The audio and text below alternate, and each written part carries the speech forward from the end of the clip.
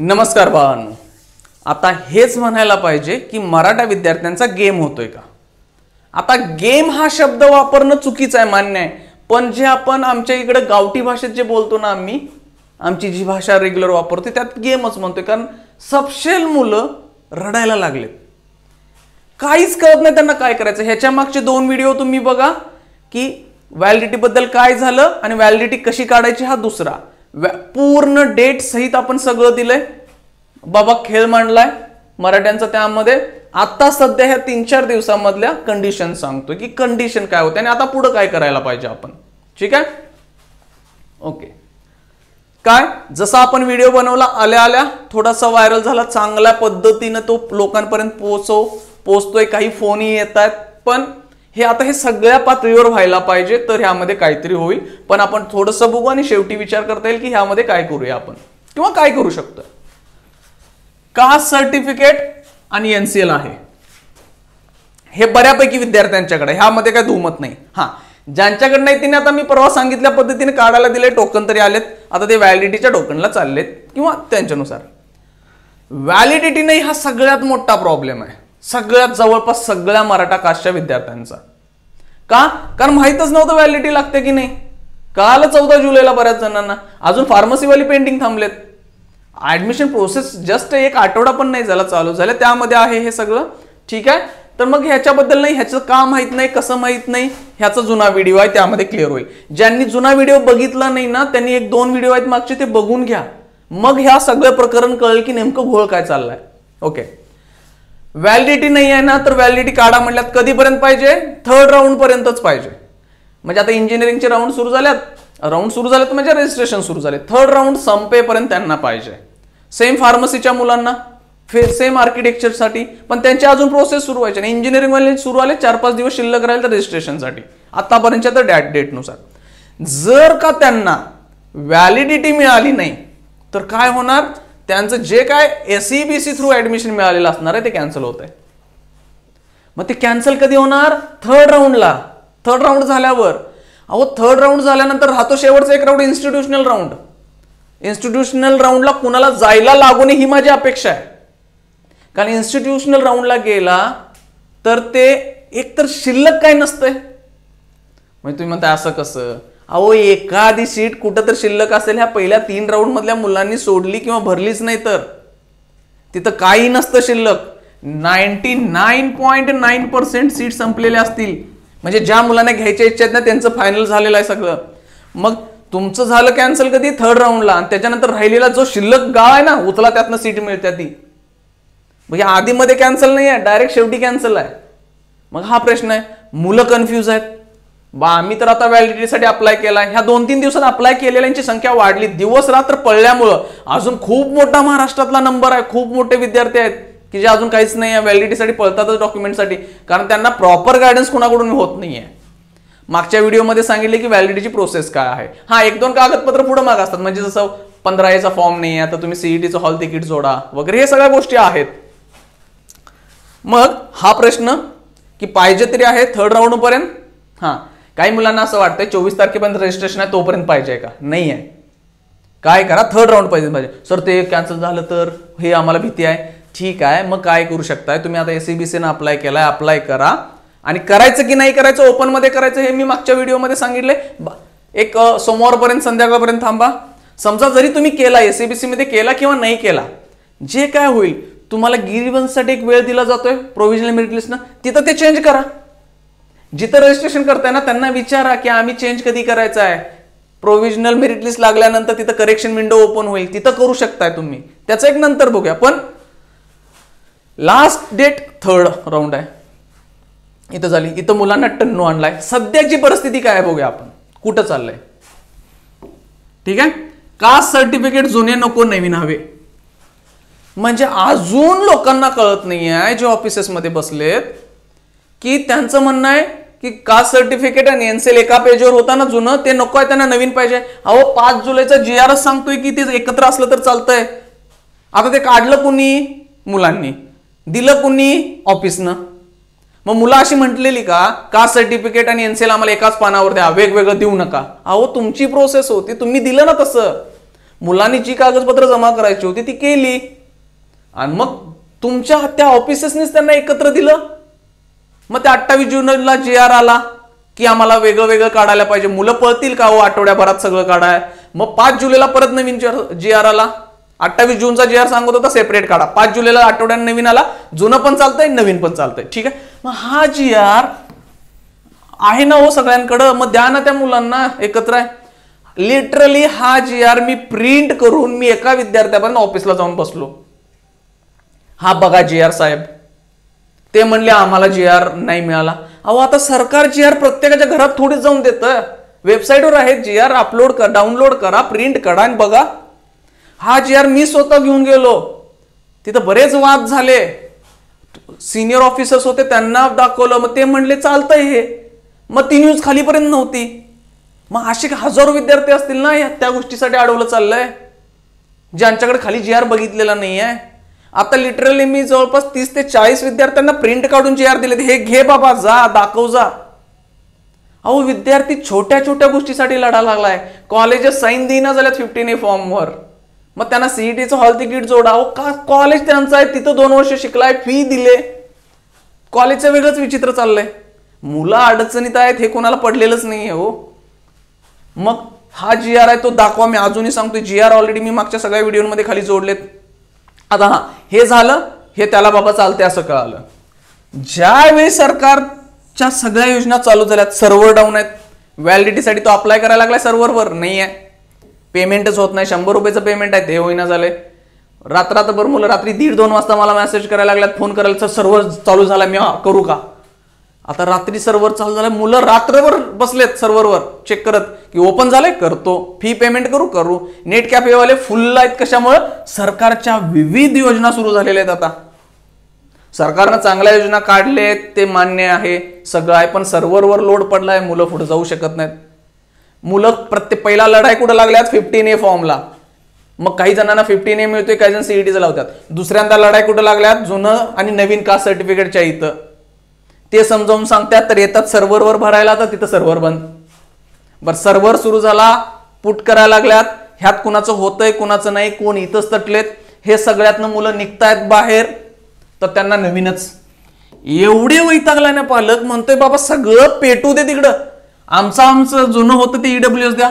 तर तिथं वेगळंच काय नाही, तुम्ही मराठा आहे ना, तुम्हाला SEBCच मिळणार आहे. अहो तो SEBC काढायला गेला तिथं ते देईना तुम्ही, तिथं व्हॅलिडिटी पाहिजे, हे पाहिजे, आणि ते पण कळते त्यांना. ते वैतागून EWS मागालाय तर म्हणतोय हा EWS पण नाही बाबांनो, तुम्ही SEBC आहे ना, मराठा आहे, SEBCच घ्यायचं. अहो ना त्याला EWS मिळालंय ना त्याला SEBC मिळालंय, बिचारा रडत बसलाय. आणि 1-2 दिवस नाही आहे, होय 3-4 दिवस चालू आहे. लास्ट 3-4 दिवस शिल्लक राहिलेत. आता हे सगळं झालं, इथं थकून बिकून इथं काय तर म्हणला हे मिळत नाही ना, मी SEBCच्याच लागतो ना मागत, चला काही ते करून एखादा पोहोचलाच व्हॅलिडिटी काढायच्या ऑफिसमध्ये, तर तिथं काय, तिथं तर टन्नूच यायला लागलाय. तिथले शब्द ऐकल्यानंतर एक तर त्यांना तिथं कोण विचारना. बऱ्याच ऑफिसेसमध्ये संप चालू आहेत, वेगवेगळ्या कारणाचे संप सुरू आहेत महाराष्ट्रात. मग तिथं मुलं काय, हे प्रोसेस इथं पोहोचणं तर लांबच आहे त्यांच्यासाठी. का ऑफिस चालण्यात काय करतात ते, मग ती मुलं तर थांबलीच. मग तिथं गेल्यानंतर समजा एखादं पडत उठत गेलं, जाऊन जमा करायला म्हणते, तर तिथं ऐकायला काय मिळतंय, लगेच मिळत नाही, 3 महिने लागतात, 2 महिने. अहो दिलाय टायमिंग किती, 3 महिन्यानं घेऊन काय करू. आता त्यांना पाहिजे ना, आता म्हणजे काय लगेच पण नाही. अहो महिन्याभरात तरी मिळेल अशी आश्वासनं तरी द्या, मिळवायचा प्रयत्न तरी करा, होतंय काम. 3 महिने सांगितल्यावर ते बिचार रडतंय. 3 महिने मग मी एवढे 4 दिवस पळाय कशाला लागलोय म्हणतात ते. इथं येऊन कळणार आहे तर 3 महिन्याने मिळणार आहे. आता एक कागदपत्र मिळाय 3 महिने का लागतात. ऑलरेडी जी कागदपत्र कास्ट सर्टिफिकेट काढायला जमा केलेली तीच कागदपत्र आता केलं. ठीक आहे बाबा लागतात असं समजू, पुढं घोळ मोठा झालाय. काय हे 2-3 महिने लागतात, 2 महिने लागणारच आहे ते सांगतात. जर अर्जंट पाहिजे असेल, लगेच हवे असेल तर एक स्कीम असते, आणि ही सगळीकडे चालते बाळांनो स्कीम. ती स्कीम काय असते, पैसे मागितले जातात. किती मागितले जातात, नंबर संपेना झालाय. 5,000, 10,000, 20,000, 25,000, 50,000 पर्यंत पोहोचलेत.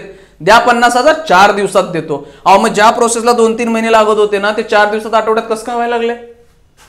मग आता हे का झालं? सगळे ऑफिसेस तसे नाही आहेत हे मान्य आहे आम्हाला, पण काहीतरी ऑफिसेसमध्ये होत असेलच ना, आणि व्हायला लागलंय. मग हे का? की ह्या मराठ्यांच्या विद्यार्थ्यांना, ही SEBC वाले आहेत ना, ह्यांना सर्टिफिकेट व्हॅलिडिटीचं पाहिजे आहे. हे आता जवळपास सगळीकडे पसरायला लागलंय, कारण सगळा लोंडा यांचा जाऊन ऑफिसेसना बसायला लागलाय. मग तिथं ह्यांना म्हणले जातात बकरी आल्यात कापा, कारण का? गरज आहे. मग गरज आहे म्हणल्यानंतर काय, काही पण मागा पैसे देतील. अहो, एखादं श्रीमंत असेल, टाकलो पैसे, गरिबांची मुलं जे शिकणार आहेत, आता सरकारनं चांगली सुविधा चालू केल्या, मुलींना फ्री शिक्षण, ते फ्री आहे म्हणून कोणतरी इंजिनिअरिंग करायला चाललं असेल, फार्मसी करायला चाललं असेल, त्यांना काय होणार आहे? त्यांच्याकडे कुठून पैसे आहेत? आता ह्याच्या प्रूफ कुठून आल्या? पुढं देतोय, कारण मला जे मेसेज येत आहेत, फोन येत आहेत, ते आता एखाद्याच विद्यार्थ्याचा आहे, सर व्हॅलिडिटीला 45 दिवस लागतील बोलतायत. ठीक आहे, इथं 1.5 महिना लागतो म्हणून सांगितलंय. तोपर्यंत होईल का कॅप राऊंड 3? कॅप राऊंड 3 कधी होणार कुणाला माहित नाही, कारण तिथं आणि काय CET सेलनं डेटच दिलेला नाही. तिसरा राऊंड कधी होणार आहे? मग मुलांनी काय करायचं परत?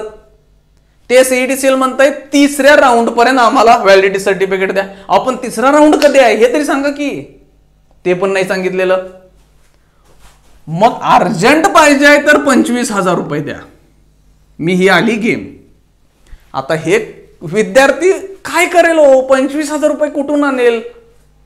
तुम्ही म्हणा हो इंजिनिअरिंग करायला, हो साध्या 100 रुपये ज्या पावतीची किंमत आहे 25,000 रुपये मागायला. अर्जंट पाहिजे असेल तर नियमानं मागा लागला 45 दिवस.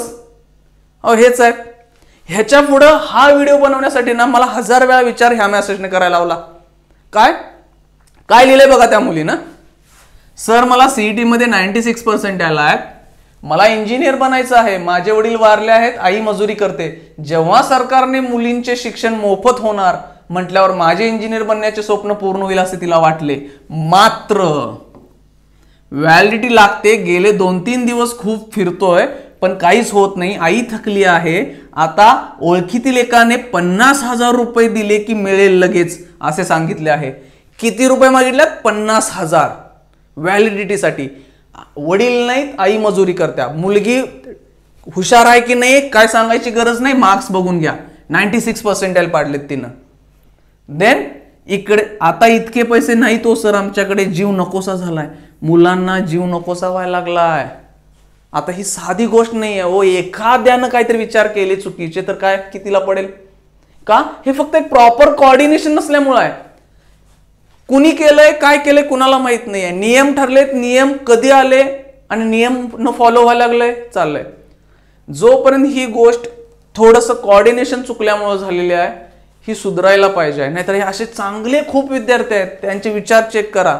जीव नकोसा होत आहे त्यांना. का इतकं पळतायत ते? छोट्या छोट्या गोष्टीसाठी तासभर एका ठिकाणी बसतायत. झेरॉक्स सेंटर मिळणं झालेत. का? ठराविक 15A चा फॉर्म जो असतो ना तो झेरॉक्स सेंटरवाले 50 रुपयाला विकालेत एक झेरॉक्स. हा काय अर्थ आहे? मग पुढं ह्या सगळ्या गोष्टी होत आहेत ना. हा मेसेज ना मला खूप विचार करायला लावला, कारण हे एखाद्या विद्यार्थीनं पाठवलं. असे मेसेज खूप यायला लागलेत मला. आणि छोटासा YouTube चॅनल आहे आपला, त्यात आपल्याला मेसेज येत आहेत. तर महाराष्ट्रात किती प्रमाणात सुरू असेल हा विचार नाही आहे. आता याच्यावर सोल्युशन काय? आता ह्याच्यावरती सोल्युशन काय? ह्याच्यावरती सोल्युशन क्लिअर सांगतो मी. ना कुठलं इंजिनिअरिंग कॉलेज काढेल, ना फार्मसी कॉलेज काढेल, ना कुठले सरकारी ऑफिस काढेल, ना कोणते सरकारी ऑफिसर काढेल. ह्याच्यावरती सोल्युशन फक्त राजकीय लोकांकडेच आहे. हे मागच्या व्हिडिओमध्ये पण मी सांगितलंय. का? 2-4 दिवसाच्या वेळेत ह्या सगळ्या गोष्टी पटपट होणार नाही आहेत. त्यामुळं ही बातमी, ही अशा अडचणी आहेत आणि ह्या जेन्युइन आहेत, चुकीच्या नाही आहेत. ह्या की 2 नंबरचं काम नाही आहे कुठलं की हे चुकीचं आहे. अख्ख्या महाराष्ट्रातल्या मुलांच्याकडे नाही आहे हे. म्हणून हा मोठा प्रॉब्लेम आहे. एका दुसऱ्याकडे किंवा एका दुसऱ्या जिल्ह्यात किंवा एका दुसऱ्या गावात असतं तर समजून घेऊ शकतो की तिथं काहीतरी चुकी आहे, अडचणी आल्यात. किती मराठा जे विद्यार्थी आहेत महाराष्ट्रात त्यांच्याकडे कास्टची व्हॅलिडिटी आहे, चेक करून घ्या आणि मग ठरवलं पाहिजे. मग तुमच्या एरियामध्ये जे आमदार असतील, खासदार साहेब असतील, मग काही मंत्री साहेब असतील, ह्यांना भेटून तुम्ही ही बातमी त्यांना द्या. अशा अडचणी आहेत. मग ह्याच बातमी माननीय मुख्यमंत्री साहेब असतील, उपमुख्यमंत्री साहेब असतील ह्यांच्यापर्यंत पोहोचल्या पाहिजेत. त्यांना ह्या छोट्या छोट्याशा गोष्टी माहिती नसतात. पण ही गोष्ट छोटी नाही आहे, खूप मोठा प्रश्न आहे हा. त्यांना ज्यावेळी ह्या गोष्टी समजतील तर ते लगेच काहीतरी याच्यावर 1-2 दिवसात निर्णय घेतील आणि एक निर्णय आल्यानंतर सगळा मराठा समाजातले जे विद्यार्थी आहेत थोडंसं त्यांना चांगलं वाटेल, कारण हे 3-4 दिवस जे इतके वाईट पळलेत ते विद्यार्थी, त्याला आता मापच राहिलेलं नाही आहे. आणि विद्यार्थ्यांबरोबर फक्त तो पळत नाही, त्याचे आई वडील, त्याचं घर पळायला लागलंय. कुठून कागद मिळतात का, कुठं होईल, कोण ओळखीचं आहे का त्या विभागात. 500-1000 रुपयाच्या गोष्टी राहिल्याच नाहीत. आता बरेच म्हणतात की करप्शन आहे सर, हे काय करूया.